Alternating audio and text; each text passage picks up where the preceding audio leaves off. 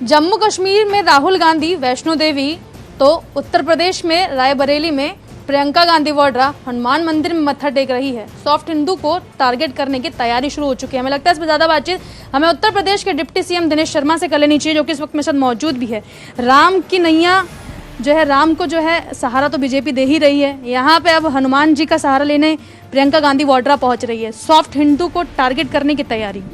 नहीं, भगवान राम जी तो सबको सहारा देते हैं। बीजेपी राम भक्त के आधार पर अगर कोई राष्ट्र निर्माण का काम करती है तो उसको आप ये नहीं कह सकते कि हम किसी के नाम का प्रयोग करते हैं। दूसरे लोग तो नाम को लेते डरते थे, आज उनको बहुसंख्यकों की, राम भक्तों की शक्ति को पता चला है। उपहास उड़ाते थे हम सबका और बोलते थे रामलला हम आएंगे, मंदिर वहीं बनाएंगे, तारीख नहीं बताएंगे। ये बीजेपी वाले झूठ बोलते हैं। अब सब कुछ करके दिखा दिया। धारा 370 नहीं हटाएंगे तो देश का विभाजन होगा, करके दिखा दिया। डबल CAA लगाएंगे तो उत्तर प्रदेश में गृह युद्ध छिड़ जाएगा भारतवर्ष में, करके दिखा दिया। मुस्लिम महिला तलाक आएगा तो विभाजित हो जाएगा भारतवर्ष, करके दिखा दिया। तो जो करके दिखाया है भारतीय जनता पार्टी ने, मैं समझता हूं कि जो हम कहते हैं वो करते हैं। और उत्तर प्रदेश में भी वही विकास की अवधारणा को लेकर हम जब चले थे, आज 11 लाख करोड़ की अर्थव्यवस्था आज 22 लाख करोड़ की अर्थव्यवस्था बन गई है। इसलिए अब विपक्ष में घबराहट का सबब बन गया है। किसान प्राथमिकता है, कृषि प्राथमिकता है बीजेपी की। ये मोदी जी और योगी जी के दोनों के उसमें जिस प्रकार से किसान बंधुओं के लिए जो काम किए गए, चाहे जनधन खाते में महिलाओं को 1500 रुपये पहुँच गया हो, 1000 रुपये छोटे रेहड़ी वाले से लेकर छोटे श्रमिकों तक का उनके खाते में पहुँचा हो, चाहे 5 किलो राशन मुख्यमंत्री जी के द्वारा, 5 किलो केंद्र सरकार के द्वारा पहुँचा हो, गेहूँ और चावल के जो क्रय केंद्र है खोलकर सरकार ने उसको खरीद करी हो, गन्ना का बकाया का भुगतान किया हो, 119 चीनी मिलें पूरे साल भर चलती रही हूँ। कोरोना के संक्रमण काल में जो कोरोना का मैनेजमेंट था, WHO तक ने उसको सराहा। तो ये विपक्ष आज शून्यता के भाव में है। लेकिन दिनेश जी, सवाल ये है कि प्रियंका गांधी वाड्रा हनुमान मंदिर पहुंच के मत्था टेकती है, राहुल गांधी जी वैष्णो देवी हो आते हैं। सॉफ्ट हिंदुओं को टारगेट करने की क्या मानते हैं उत्तर प्रदेश में तैयारी है? क्योंकि देखा जाए तो सबसे मजबूत जो हिंदू है वो बीजेपी के साथ खड़े नजर आते हैं।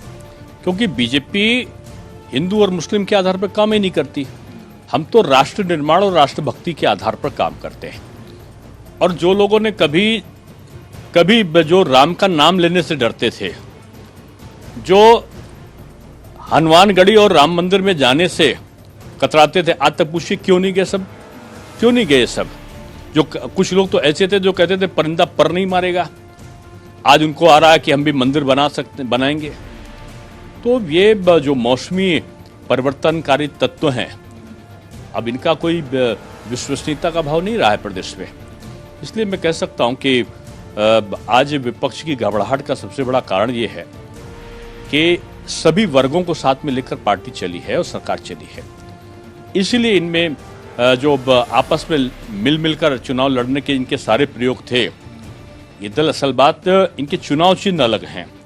सपा, बसपा, माकपा, भाकपा, छोटा बड़ा जितना दल ये आते हैं, हैदराबाद वाला, महाराष्ट्र वाला, बंगाल वाला, जो विचारधाराओं वाले बंगाल वाले जो दल हैं, ये आकर उत्तर प्रदेश के लोगों पर, हालांकि बीजेपी तो सबको एक मानती है और बंगाल का भी व्यक्ति हमारा है, महाराष्ट्र का भी व्यक्ति हमारा है और हमारा जो हैदराबाद और उसका भी हमारा है, लेकिन ये वहां से आकर और उत्तर प्रदेश की राजनीति आप कैसे तय करोगे? ये जनता यहाँ की जानती है। और जिन लोगों ने खुद अपने जगह पर नहीं किया, उत्तर प्रदेश में क्या करेंगे? उत्तर प्रदेश में हमने काम करके दिखाया है और उसका परिणाम सकारात्मक निकला है और यही विपक्ष में घबराहट का कारण है। शिवसेना भी आ रही है 403 सीटों पर विधानसभा में चुनाव लड़ने के लिए, क्या कहेंगे आप? देखिए, मैं उनके बारे में नहीं कह सकता हूँ। हो सकता है उनके सदस्यों की संख्या 403 से ऊपर हो गई हो। ऐसे में एक सवाल यहाँ पर यह भी है कि वरुण गांधी जी ने एक पत्र लिखा है मुख्यमंत्री योगी आदित्यनाथ को, किसान सम्मान निधि योजना के तहत पैसे बढ़ाने की बात कर रहे हैं। कह रहे हैं गन्ना किसान अभी भी परेशान है। मैंने उनका पत्र नहीं पढ़ा है, लेकिन माननीय प्रधानमंत्री जी और माननीय मुख्यमंत्री जी किसानों के जितने हित चिंतक हैं, ये पूरा विपक्ष नहीं, पूरी जनता जानती है। प्रबुद्ध सम्मेलन आपने किया है, क्या लगता है कितना इम्पैक्ट होगा? क्योंकि एक तरफ तो मायावती कहती है नकल से अकल बीजेपी लेती है। हमने नकलविहीन कर दिया है ना प्रदेश को, नकलविहीन प्रदेश हो गया है। अब हमारी चीज़ों का अगर कोई कॉपी करना चाहे तो उसमें बंदिशी थोड़ी है, कर सकते हैं। लेकिन आज एक तरीके से 4.5 साल तक निष्क्रिय रहा विपक्ष अपने को पुनर्जीवित राजनीतिक रूप में करने की कोशिश कर रहा है और उसी कोशिश से असफल हो रही, इसलिए वो भेष बदल रहा है। कभी वो व्यापारी के रूप में आएगा भी भविष्य में देखिएगा, कभी वो सरकारी कर्मचारी के रूप में आएगा, कभी वो विभिन्न प्रकार के सामाजिक और जातीय लोगों के रूप में आएंगे, कभी वो किसान का भेष धर के आंदोलन करेंगे, कभी अलग अलग करेंगे ये लोग, क्योंकि इनके सारे प्रयोग असफल हो गए। यानी कि 27 तारीख को जो भारत बंद होने का ऐलान महापंचायत में मुजफ्फरनगर में किया, ये भी विपक्ष का एक भेष है। देखिए, मैं किसी तो जनता समझती है कौन भेष धर रहा कौन नहीं धर रहा, जनता निर्णय करेगी इसका। शुक्रिया हमसे बात करने के लिए। कैमरा पर्सन दिलीप के साथ मैं भावना, समाचार प्लस, दिल्ली।